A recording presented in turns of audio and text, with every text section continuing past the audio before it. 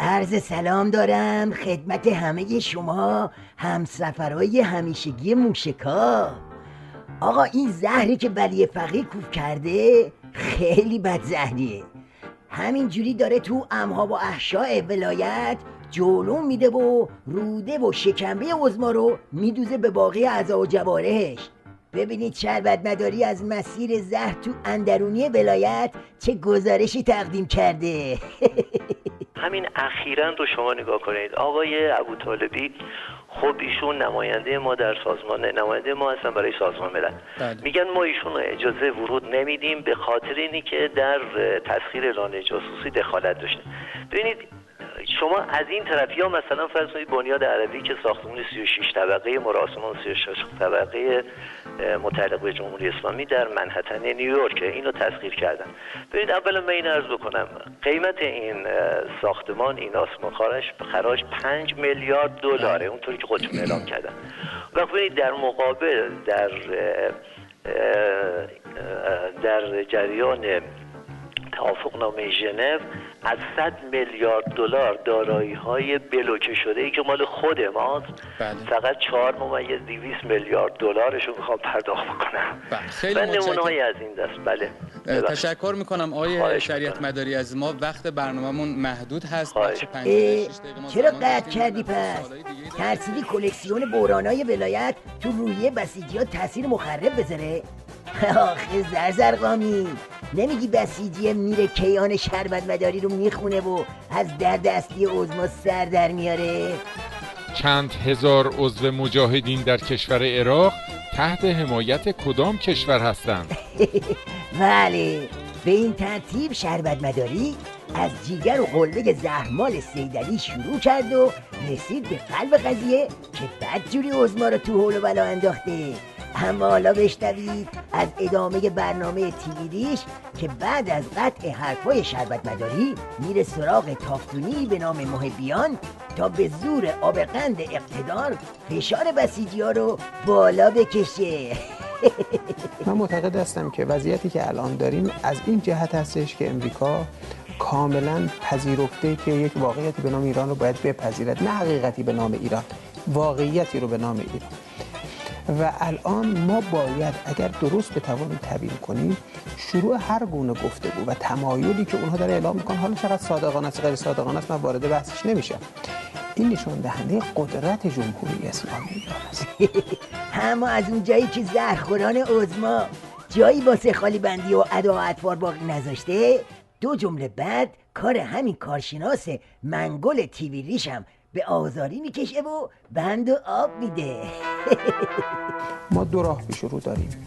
یکی این که در این حرکتی که هستش از موضع ضعف وارد بشویم که چنین چیزی پذیرفته نیست، تا کنون هم چنین چیزی رو به دنبالش نبوده، یا این که موقعیت خودمون رو، پوزیشن خودمون رو در دنیا و قدرتی که داریم بدانیم، برای خودمون این توانایی رو که در این معادلات وارد شویم و این رو به نفع خودمون دگرگون کنیم. آی تو بزن رو ترمز.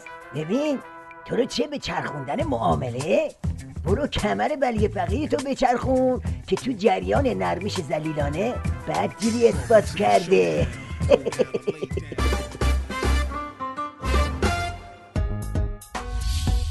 القصه هدف شربت مداری از ردیف کردن بحرانای عظما این بود که آخرش یک گازی از دم به کوسه بگیره و بگه این زهرماری بابای نظامو در آورد.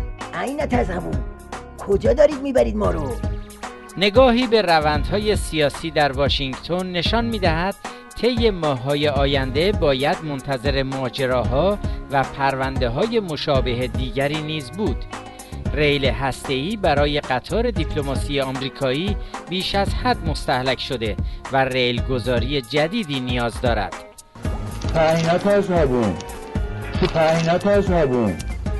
این بچه من دختر من شما دارید میبرید به سمت ناکجا آباد.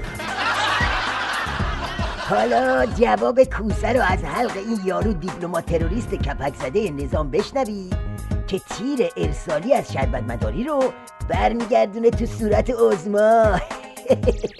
به نظر میرسد ستون خیمه و رویکرد اصلی سیاست خارجی دولت آقای روحانی که عبارت از عادی سازی و توسعه روابط با کشورهای اروپایی بود تحت فشار زیاد داخلی قرار دارد و اگر برای آن راه حلی در نظر گرفته نشود بیم آن می رود که به طور اساسی فرو ریزد. تحولات بعد از حلول سال اسب نشان داد که احتمالاً قبل از نجابت این حیوان جفتک آن دارد نصیب دولت می شود. تازه کجاشو دیدی؟ حالا که بحث و تخصصی کردی بنده موشکاف دیگه از موزگیری معذورم. توسن جان اینجا دیگه کار توه، ولایت و دولت و بی نصیب نذار. ایول آقا موشکاف، کوچیک شماییم که ما رو قابل دونستی و وارد کار کارشناسی کردی، اما خاندایی ما میگه توسن اوضاع ولایت جون موشکاف نباشه جون خودم خیلی پتالتر از این حرف هست و زر کار خودشو کرده. الانه عظما و شیخ فری فقط یه چیز کم دارن، اونم یه جفتک پاشنه طلای توسن نشونه.